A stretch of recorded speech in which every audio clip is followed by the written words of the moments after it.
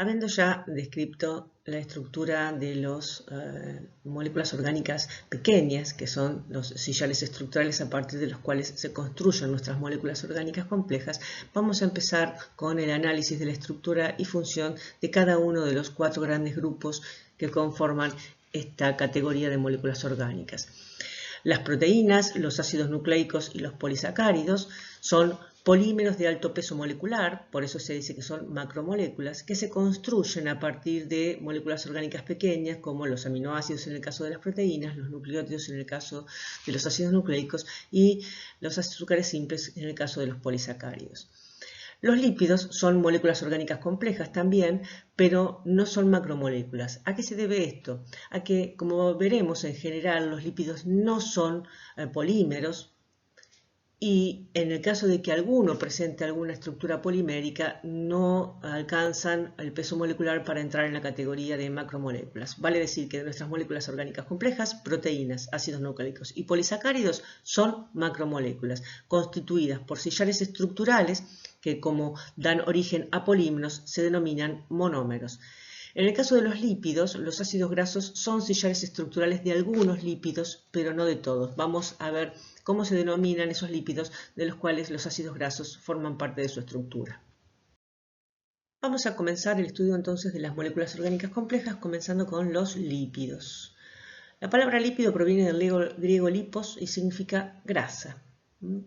Vamos a ver que dentro de lo que se denominan lípidos, incluimos un grupo muy heterogéneo de moléculas orgánicas complejas que presentan como característica común su insolubilidad en agua. Habíamos dicho que los ácidos grasos eran sillares estructurales de algunos lípidos, pero no de todos.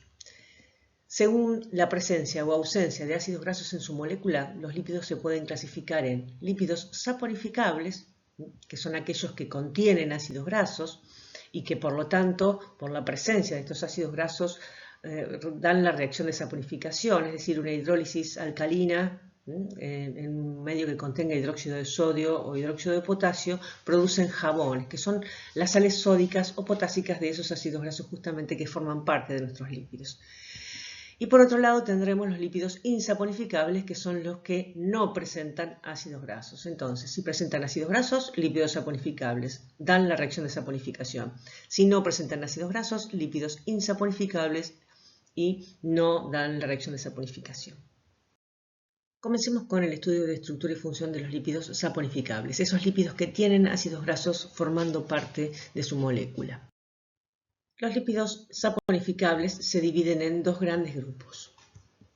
Los lípidos neutros, completamente hidrofóbicos, que tienen como principal función la de reserva energética y protección, y los lípidos polares, que son lípidos anfipáticos, esos que tienen una parte polar y otra parte no polar, formando parte de la misma molécula, cuya principal función es la de ser componentes estructurales de las membranas biológicas.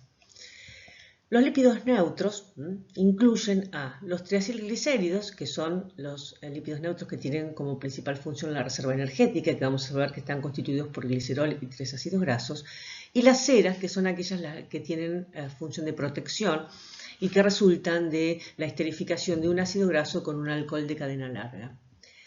Entre los lípidos polares, esos que son anfipáticos, que son componentes de las membranas, podemos distinguir a los fosfolípidos, dentro de los cuales tenemos a los glicerofosfolípidos, que están constituidos por glicerol, 2 ácidos grasos, un fosfato y un grupo de cabeza polar, y los esfingofosfolípidos, que en lugar de glicerol tienen esfingosina, que vamos a ver que es un aminoalcohol, un ácido graso, un fosfato y un grupo de cabeza polar.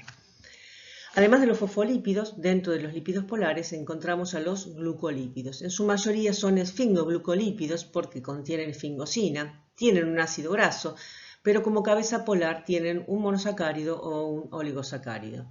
Estos esfingofosfolípidos y los esfingoglucolípidos constituyen el grupo de lo que se conoce como esfingolípidos en su conjunto. Comencemos el estudio de nuestros lípidos saponificables con descripción de estructura y función de lípidos neutros, esos lípidos que son completamente hidrofóbicos, que dijimos que incluían los triacilglicéridos y las ceras. Con respecto a los triacilglicéridos, esos lípidos saponificables, neutros, completamente hidrofóbicos, podemos decir que se forman a través de la esterificación de una molécula de glicerol con 3 ácidos grasos. La reacción de un grupo carboxilo con un grupo alcohol genera enlaces de tipo éster. En este caso, los 3 ácidos grasos son iguales, son 3 moléculas de ácido esteárico, 18,2.0, es un ácido graso saturado. Y podemos observar que los grupos oxidilo del glicerol y los grupos carboxilo de los distintos ácidos grasos se hallan comprometidos en la formación del enlace éster en la molécula de triacilglicérido, de modo tal que la molécula resulta completamente hidrofóbica e insoluble en agua. Si bien en el ejemplo anterior presentamos un triacilglicérido que tenía sus 3 ácidos grasos iguales, en realidad los triacilglicéridos pueden tener 2 o 3 ácidos grasos diferentes formando parte de su molécula. En este caso, por ejemplo, tenemos el ácido láurico, que es el 12,0, el ácido mirístico, que es el 14,0, y el ácido palmítico, que es el 16,0. En este otro tenemos un ácido saturado como el ácido estiárico, el 18,0, el linoleico, que es 18,2, y el palmítico, que es 16,0. La composición de ácidos grasos que presente nuestro triacilglicérido va a condicionar su punto de fusión y, por lo tanto, el estado de agregación al cual lo encontraremos a temperatura ambiente. Aquellos triacilglicéridos que tengan, formando parte de su molécula, ácidos grasos saturados, van a ser sólidos a temperatura ambiente y es lo que denominamos grasas. Mientras que los que presenten ácidos grasos insaturados formando parte de su molécula van a ser líquidos a temperatura ambiente y es lo que denominamos aceites. Vale decir que tanto las grasas como los aceites son triacilglicéridos, lo que difieren es en la composición de ácidos grasos de sus moléculas. Ambos cumplen como función la de reserva energética. Las grasas se almacenan en los mamíferos en un tejido especial, que es el tejido adiposo, dentro de los adipocitos, mientras que los aceites se almacenan fundamentalmente en las semillas, especialmente de las oleaginosas. Si pensamos en que los ácidos grasos esenciales son ácidos grasos poliinsaturados, claramente entonces los aceites vegetales van a ser una excelente fuente de ácidos grasos esenciales para los humanos. ¿Qué podemos decir respecto de las ceras, esos lípidos saponificables, no polares, que dijimos que tenían como función la de protección?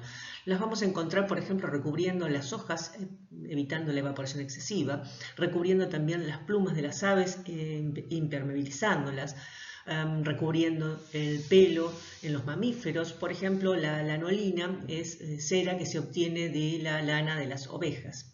¿Cómo están constituidas las ceras? Habíamos dicho que están constituidas por un ácido graso saturado esterificado con un alcohol de cadena larga. Tienen un elevado punto de fusión, vale decir que a temperatura ambiente son todos sólidos. Pasemos ahora a la descripción de los lípidos polares, esos lípidos saponificables, anfipáticos, que tienen como principal función la de ser componentes estructurales de las membranas biológicas. Comencemos con los glicerofosfolípidos, esos fosfolípidos que son los más abundantes y los principales constituyentes de nuestras membranas biológicas. ¿Cómo está constituido un glicerofosfolípido? Está constituido por una molécula de glicerol, a la cual se unen, por enlaces de tipo éster, 2 ácidos grasos. El tercer grupo oxidrilo se halla unido a un grupo fosfato a través de un enlace de tipo fosfoéster. Al grupo fosfato se unen distintos grupos de cabeza polar, que en general son aminoalcoholes o polialcoholes. Las colas hidrocarbonadas de los ácidos grasos que se hayan unidos a nuestro glicerol constituyen la región hidrofóbica de la molécula, mientras que el grupo fosfato y el grupo de cabeza polar constituye la parte hidrofílica, de modo tal que nuestra molécula es anfipática. Si bien existen distintos glicerofosfolípidos, todos tienen la misma base estructural. Están constituidos por el glicerol, como dijimos, 2 ácidos grasos unidos por enlace de tipo éster. Normalmente el ácido graso que está unido al carbono 1 es un ácido graso saturado, mientras que unido al carbono 2 tenemos siempre un ácido graso insaturado. Y en el carbono 3 tenemos unido un grupo fosfato. Esta estructura de glicerol, los dos ácidos grasos y el fosfato es lo que se conoce como ácido fosfatídico y es la base estructural de todos los glicerofosfolípidos. ¿En qué se diferencian? En el grupo de cabeza polar, en ese aminoalcohol o polialcohol que tenemos unido a nuestro fosfato, a ese ácido fosfatídico. Según el grupo de cabeza polar que tengamos, tendremos los distintos tipos de fosfolípidos, de fosfoacilglicéridos o de glicerofosfolípidos, que es lo mismo, son sinónimos. Si el grupo de cabeza polar que tenemos unido al grupo fosfato es colina, tendremos la fosfatidilcolina. Si lo que tenemos unido al grupo fosfato de nuestro ácido fosfatídico es serina, tendremos la fosfatidilserina. Si lo que tenemos unido es etanolamina, otro aminoalcohol, lo que tendremos como resultado es la fosfatidil-etanolamina. Y por último, si lo que tenemos unido es este polialcohol cíclico que se denomina inositol, unido al grupo fosfato, tendremos el fosfatidil-inositol. Respecto de los esfingolípidos, estos lípidos saporificables, polares, anfipáticos, también componentes de las membranas biológicas, especialmente abundantes en las membranas de las células del sistema nervioso, podemos decir que todos los esfingolípidos tienen la misma base estructural, que es esta que vamos a describir aquí. Es un aminoalcohol que se denomina fingosina, nótese que tienen un grupo amino y dos grupos oxidrilos, es un aminoalcohol de cadena larga, al cual se une a través de un enlace de tipo amida un ácido graso, aportando entonces la segunda cola hidrocarbonada hidrofóbica. Esto es la base estructural de los esfingolípidos y es lo que se conoce como ceramida. Según lo que se una al grupo oxidrilo del carbono 1 de esta ceramida, vamos a tener los distintos tipos de esfingolípidos. Si lo que se une aquí al grupo oxidrilo es un fosfato a través de un enlace fosfoéster y a quien se haya unido una colina, tendremos un esfingofosfolípido. En cambio, si lo que se une a nuestra ceramida es un monosacárido o un oligosacárido, tenemos lo que denominaremos esfingoglucolípidos. Aquí tenemos los ejemplos de esfingofosfolípido y esfingoglucolípido. La esfingomielina tiene la ceramida, tenemos la ceramida, o sea, la esfingosina, el ácido graso, esto sería nuestra ceramida, a la cual se une un fosfato y una colina. Eso es lo que conocemos como esfingomielina. Y acá tenemos un galactocerebrósido, que es un ejemplo de esfingoglucolípido, en el cual vemos que a nuestra ceramida se haya unido un monosacárido. Los esfingoglucolípidos, además de su función como componentes estructurales de la membrana, también desempeñan funciones como antígenos, es decir, como generadores de anticuerpos. De hecho, dependiendo del glucolípido que presenten las membranas plasmáticas de nuestros glóbulos rojos, perteneceremos a los distintos grupos sanguíneos, ¿sí? 0, A o B. Ahora bien, dijimos que todos nuestros lípidos polares eran anfipáticos, tanto los fosfolípidos como los glucolípidos. ¿Y qué estructuras pueden formar en agua esos lípidos anfipáticos? O bien pueden formar micelas, esas estructuras esféricas en las cuales las cabezas polares se disponen en contacto con el entorno acuoso y las colas hidrofóbicas hacia adentro, o bien pueden formar bicapas, el que si crece lo suficiente se autosella y nos genera liposomas. ¿Qué generarán nuestros lípidos polares anfipáticos en agua? Generarán bicapas. ¿Por qué? Porque no pueden generar micelas, porque tienen un diámetro de cabeza, recuerden, un diámetro de cabeza y un diámetro de cola similares, de modo tal que no van a poder formar este tipo de estructuras. Respecto de los lípidos insaponificables, esos lípidos que no presentan ácidos grasos formando parte de sus moléculas, vamos a presentar los grupos principales que encontramos dentro de esta categoría de lípidos y cuáles son los constituyentes destacados dentro de cada grupo.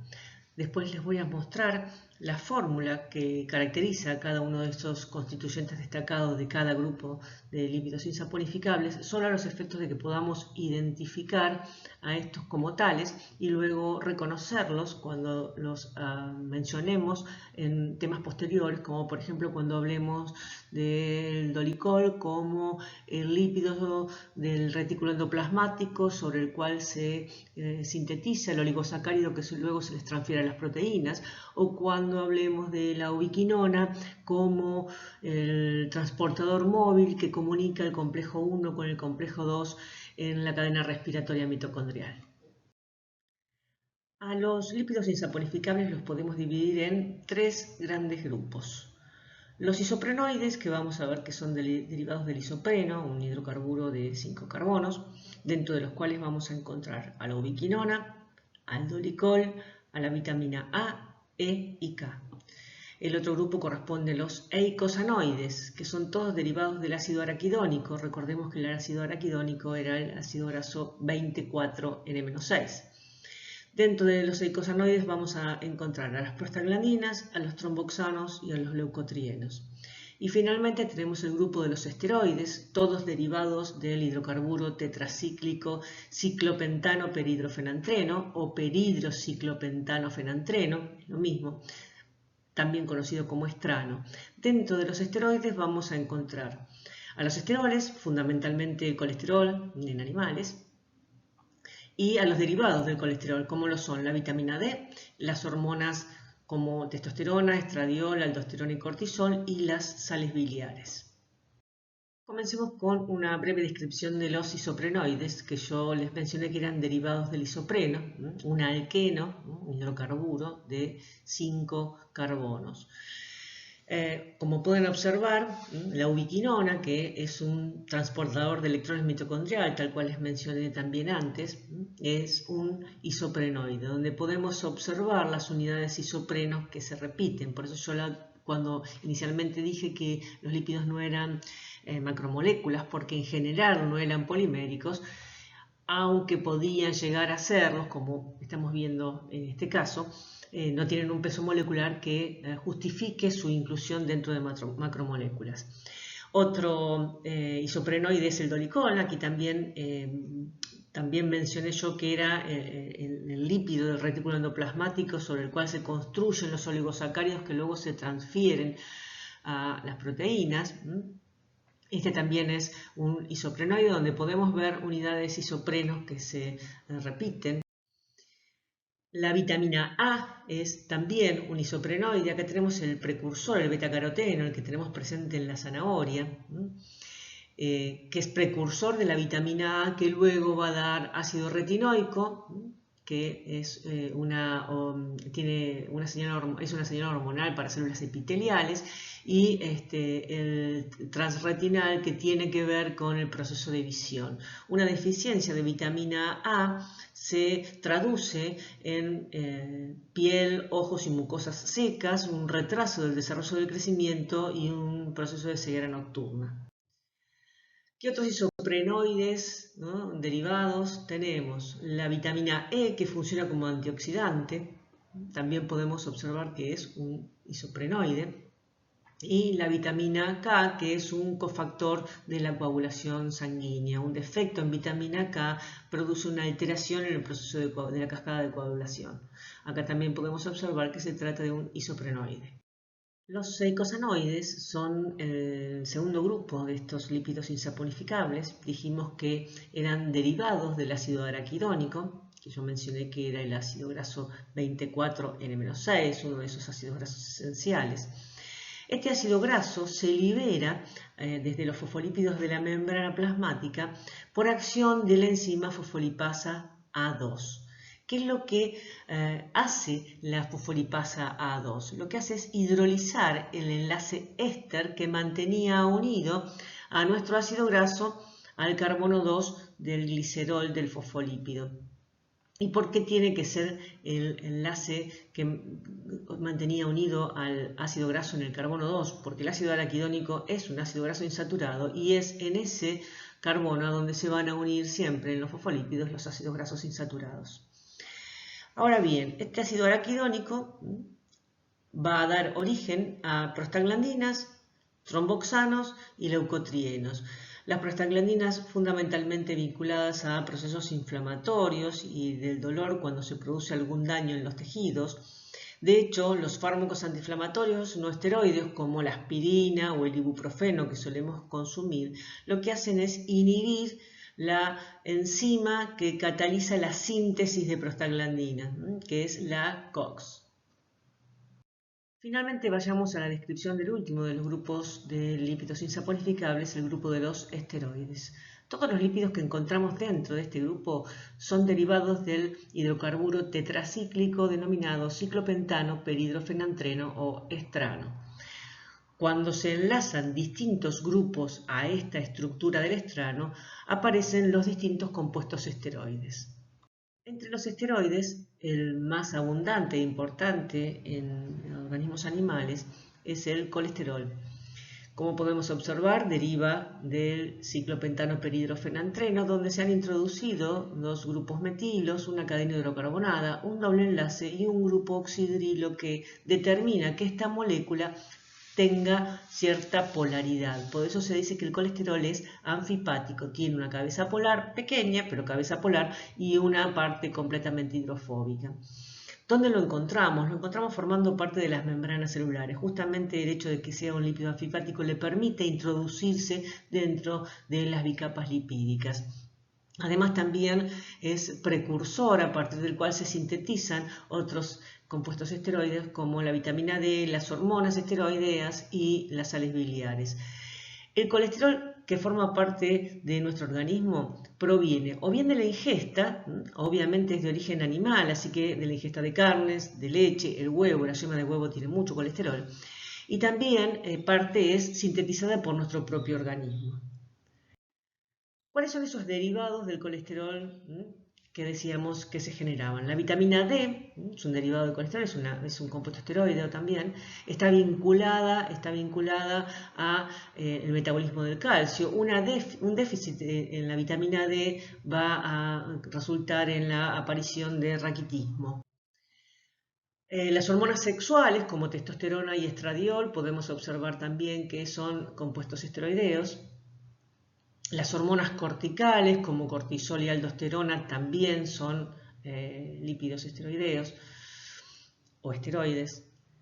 Y los ácidos biliares también resultan de una modificación del colesterol que da por resultado la aparición de estas moléculas que son anfipáticas también y se utilizan para mejorar la emulsificación y absorción de grasas a nivel intestinal.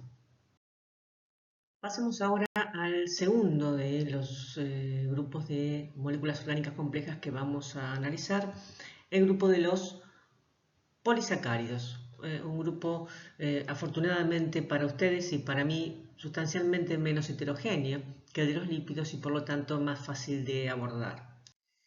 Los polisacáridos resultan de la unión de cientos o miles de monosacáridos a través de enlaces glicosídicos.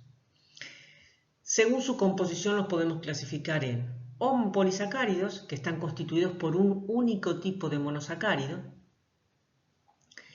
o heteropolisacáridos, que están constituidos por dos o más tipos de monosacáridos diferentes.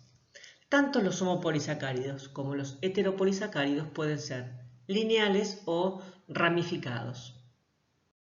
En cuanto a su función, los homopolisacáridos pueden desempeñar funciones o bien de reserva de energía o proporcionando sostén y protección, o sea, una función estructural. En cambio, los heteropolisacáridos solo desempeñan funciones estructurales. Centremos nuestra atención en los homopolisacáridos, es decir, en esos polímeros de monosacáridos unidos entre sí a través de enlaces glicosídicos, en los cuales encontramos un único tipo de monosacárido. dijimos que algunos de esos homopolisacáridos pueden tener como función la de reserva de energía. ¿Cuáles son esos homopolisacáridos que tienen como función la reserva de energía? El almidón y el glucógeno. Ambos son polímeros de glucosa. ¿En qué se diferencian? Se diferencian en el tipo de organismos en el que los vamos a encontrar. Vamos a ver que el almidón es típico de los vegetales, mientras que el glucógeno es típico de los animales, y también se van a diferenciar en su estructura.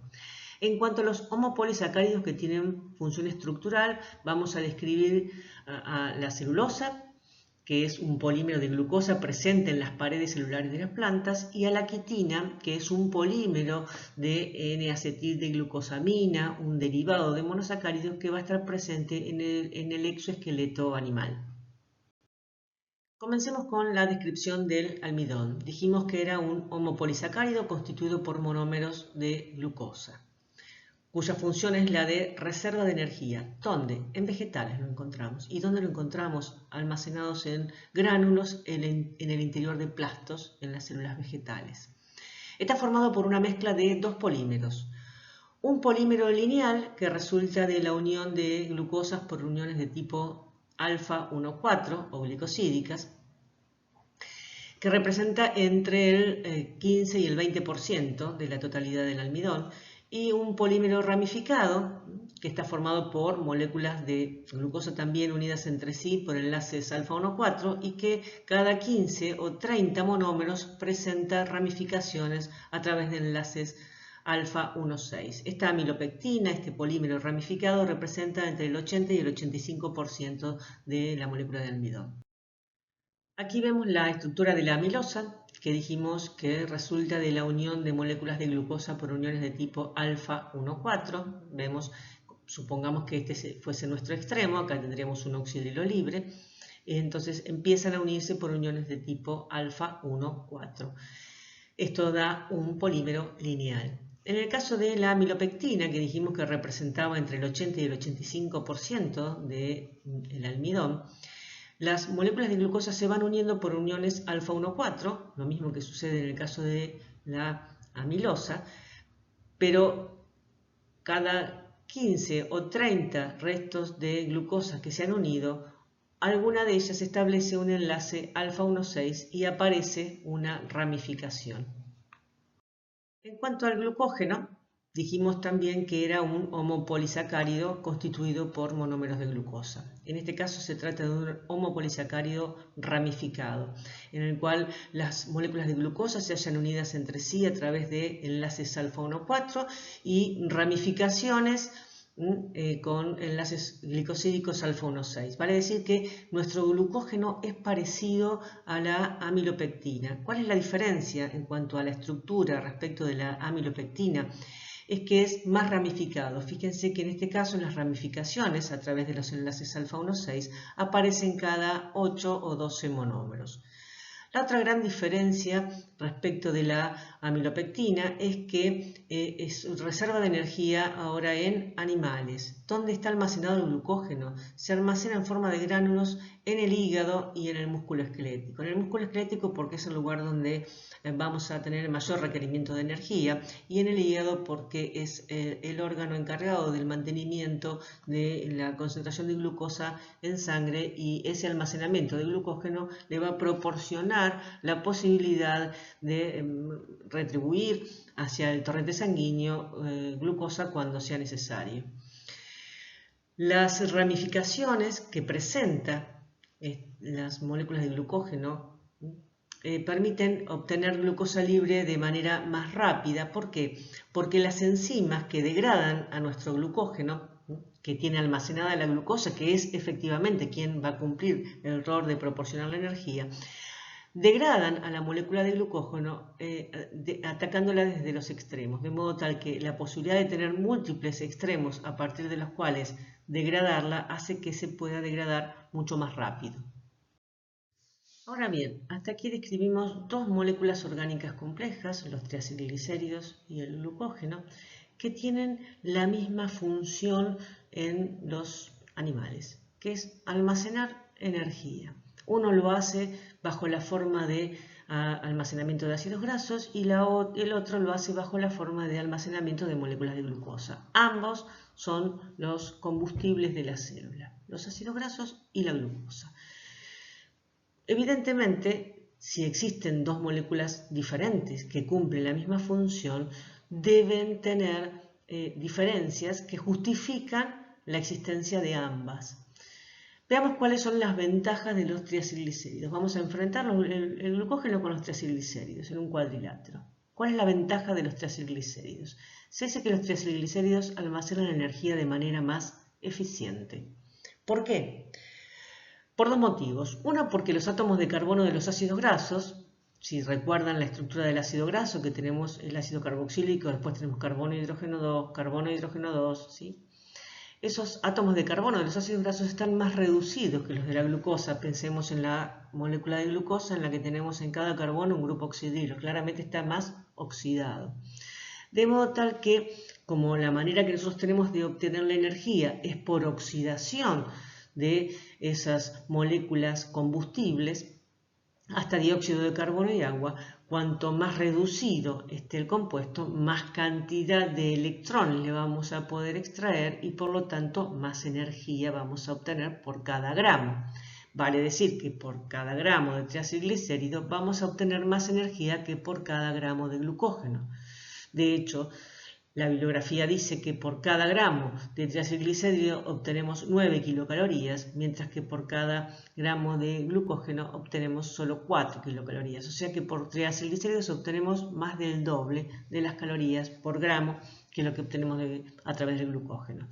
Y el otro motivo por el cual almacenan la energía de manera más eficiente es que los triacilglicéridos son completamente hidrofóbicos, de modo tal que en el organismo están almacenados en el interior de la célula bajo la forma de gotas completamente compactas y no tienen que soportar el peso extra del agua de hidratación que tiene que soportar el glucógeno, que tiene múltiples moléculas de glucosa unidas entre sí, que todavía tiene grupos oxídulos libres, que pueden interactuar con el agua y por lo tanto se puede hidratar, se puede hinchar.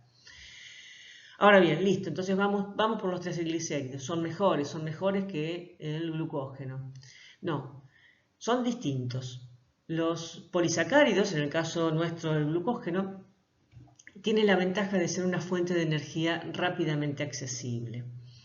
¿Por qué? Porque el glucógeno, lo que habíamos dicho, es muy ramificado y se halla hidratado, o sea, está rodeado por moléculas de agua. Entonces las enzimas que degradan el glucógeno pueden degradarlo rápidamente hasta glucosa desde todo el volumen del gránulo.